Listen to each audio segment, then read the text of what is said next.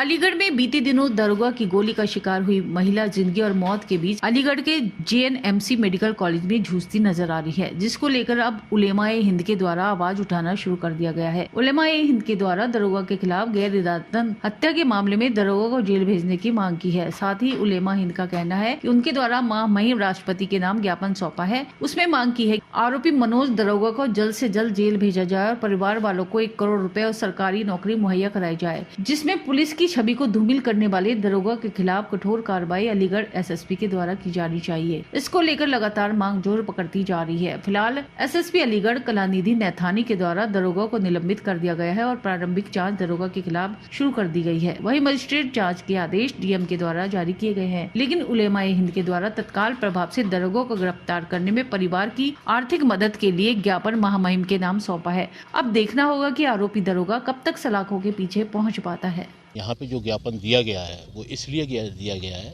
कि जो परसों घटना हुई है वो निहायत ही शर्मनाक और शर्मसार है।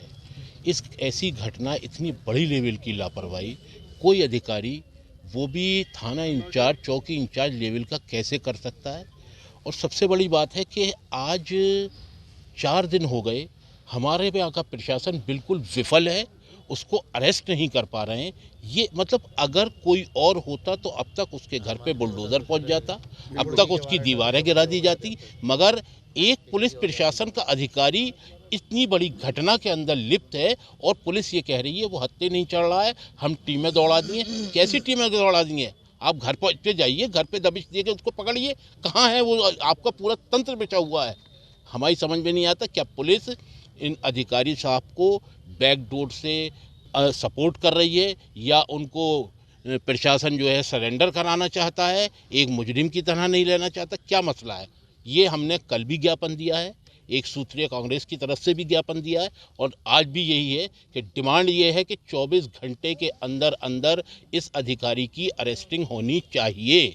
इस वक्त हम इस डिमांड को लेकर आए हैं।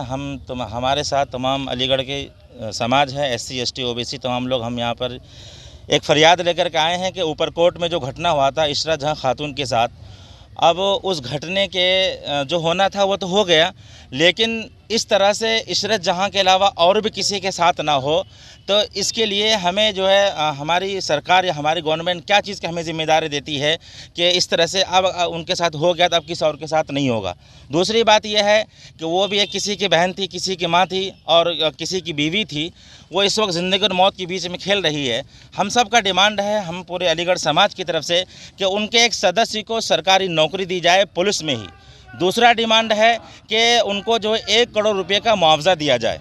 ये हम सब डिमांड लेकर यहाँ आए हैं। लेकिन एक बात मैं आपके ज़रिए से एक बात ज़रूर पहुँचा देना चाहता हूँ कि जिस तरह से ये चीज़ें वायरल हो रही है कि गैर इरादतन या भूल से उनके पिस्टल से की बंदूक से गोली निकली, तो मैं एक बात बता देना चाहता हूँ कि जब भी कभी भी किसी को बंदूक की उनकी ट्रेनिंग दी जाती है तो ये उनको सिखाया जाता है कि जब भी आप अपनी बंदूक को ठीक करें या उसमें बंदूक भरें तो अपनी बंदूक की नली को नीचे रखेंगे, ना ये कि सामने रखेंगे। ये पॉइंट नोट करने की बात है। दूसरी बात ये है कि अगर किसी से गैर इरादतन हत्या हो भी जाती है, वो इंसान बौखला जाता है, होपलेस हो जाता है और जल्दी भागना चाहता है वो, तो वो आप वीडियो में देख सकते हैं, वो उनके हाथ से गोली लगने के बाद वो धीरे धीरे वो गेट से बाहर जाता है। तीसरी बात यह है कि जब वो इतनी घनी आबादी में है, वो हमारा कोतवाली नगर, इतनी घनी आबादी में एक शख्स जुर्म करके और उनके हाथ से गोली लगने के बाद तो इतना आसानी से वो कैसे निकल गया, एक सवाल निशान होता है।